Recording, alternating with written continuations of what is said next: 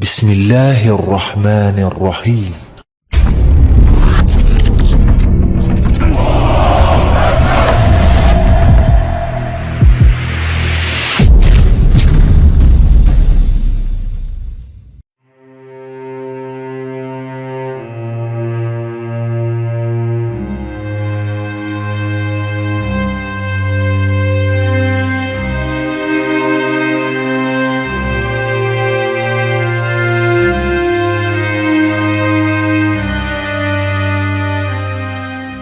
Pada kesempatan kali ini, saya akan menyampaikan hal yang berkaitan dengan Khazanah Al-Quran tentang hieroglif peradaban Mesir kuno.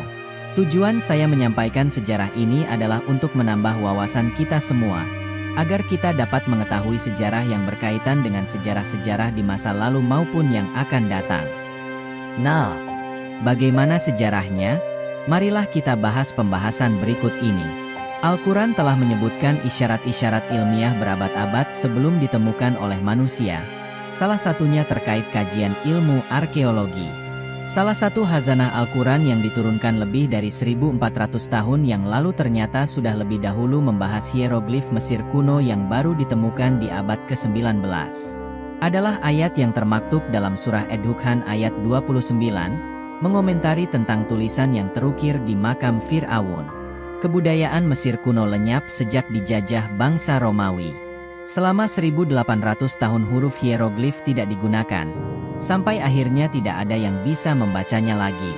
Pada Juli 1799, seorang insinyur militer Napoleon Bouchard sedang memimpin pembongkaran serta rekonstruksi benteng Delta Nil di Rosetta dan menemukan lempengan 3 prasasti, yang masing-masing tampak sangat berbeda.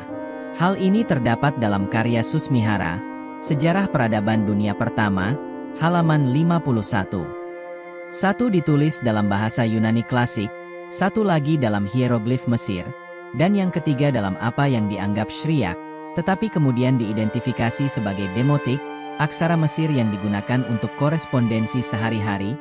Hal ini terdapat dalam karya John Ray, The Rosetta Stone and the Rebirth of Ancient Egypt, halaman 3. Bouchard segera menyadari bahwa itu adalah sesuatu yang penting dan membawanya ke Institut d'Egypte di Kairo untuk pemeriksaan lebih lanjut.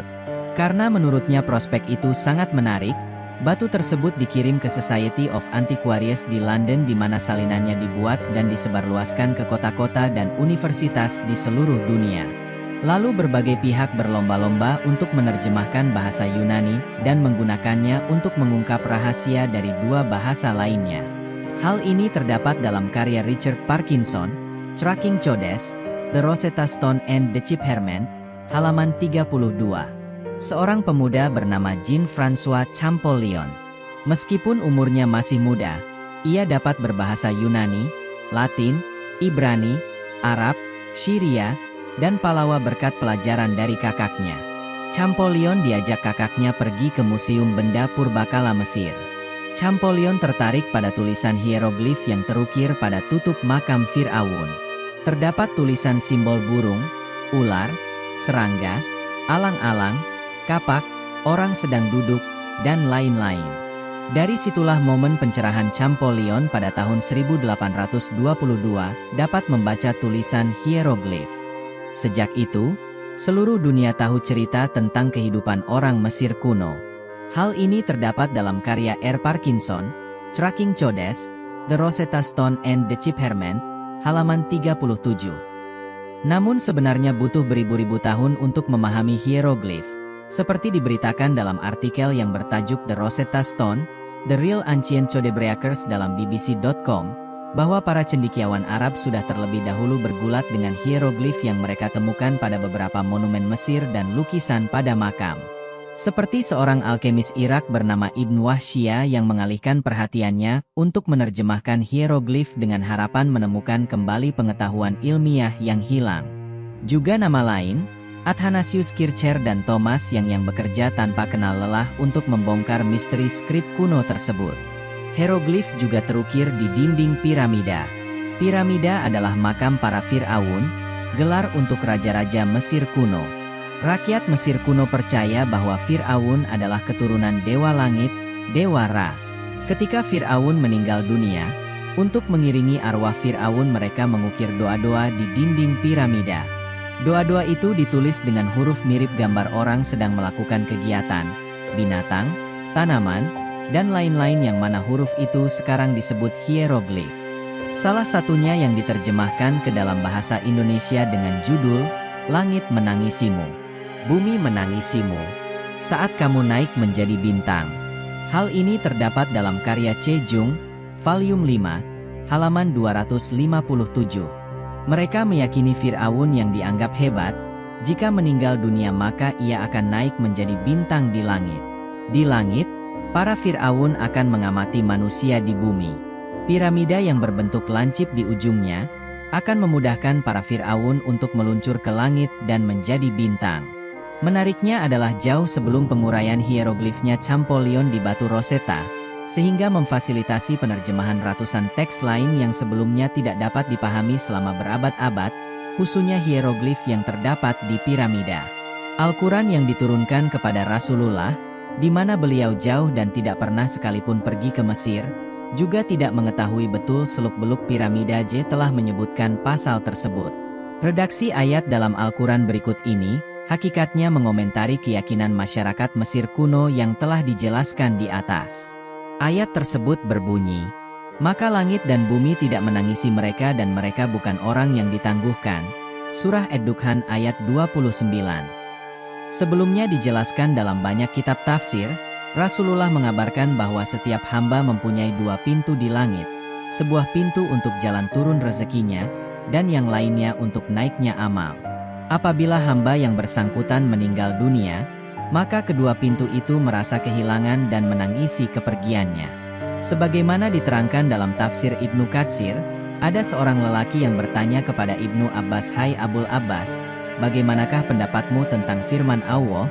Maka langit dan bumi tidak menangisi mereka dan mereka pun tidak diberi tangguh. Maka apakah keduanya itu dapat menangisi kematian seseorang?" Ibnu Abbas menjawab, "Ya, sesungguhnya tiada seorang makhluk pun melainkan mempunyai pintu di langit yang darinya turun rezeki dan melaluinya amal perbuatannya dinaikkan. Maka apabila seorang mukmin meninggal dunia, pintunya yang di langit tempat naik amalnya dan turunnya rezeki ditutup, lalu ia merasa kehilangan dan menangisinya." Lanjut Ibnu Abbas, "Dan tempat dia biasa berzikir kepada Allah dan mengerjakan salatnya di bumi tatkala dia meninggal, merasa kehilangan dan menangisinya. Dan sesungguhnya kaum Fir'aun itu tidak mempunyai jejak-jejak yang baik di bumi, tidak pula memiliki kebaikan yang dinaikkan ke langit kepada Allah. Maka langit dan bumi tidak menangisi kematian mereka." Hal ini terdapat dalam tafsir Al-Quran Al-Azhim, Juz 8, halaman 323-324. Begitulah kematian Fir'aun dan kaumnya dinilai sangat hina untuk ditangisi oleh langit dan bumi. Bahkan dikatakan bahwa langit dan bumi bergembira karena kebinasaan dan lenyapnya Fir'aun dan kaumnya, sebab mereka tidak meninggalkan jejak apapun selain apa yang membuat kelam wajah mereka dan mengharuskan mereka mendapatkan laknat serta kemurkaan seluruh alam. Sebagai refleksi, Allah membukakan lorong pengetahuan untuk manusia, meskipun memerlukan proses dan waktu yang sangat panjang, seperti dalam pembahasan ini, untuk mengetahui bahasa purba zaman Fir'aun. Peradaban mereka berbeda dengan peradaban umat lain, seperti kaum Ad, Samud, dan lainnya yang telah dihancurkan dan hanya ditinggalkan sisa sedikit saja untuk memberitahu bahwa peradaban itu memang ada, tetapi tidak banyak informasi yang bisa didapat. Maka dari itu seorang muslim harus memahami bahwa alasan Allah menyelamatkan jasad dan banyak situs peninggalan Fir'aun yang juga kisah itu disebutkan pada banyak ayat dalam Al-Quran, tidak lain yaitu untuk menjadi pengajaran dan teladan pada umat kemudian. Namun pada faktanya, tetap saja sebagian dari manusia tidak mau mengerti dan memahami. Terima kasih sudah mengikuti video-video kami, jangan lupa share, like dan subscribe agar bisa selalu mengikuti update video dari kami.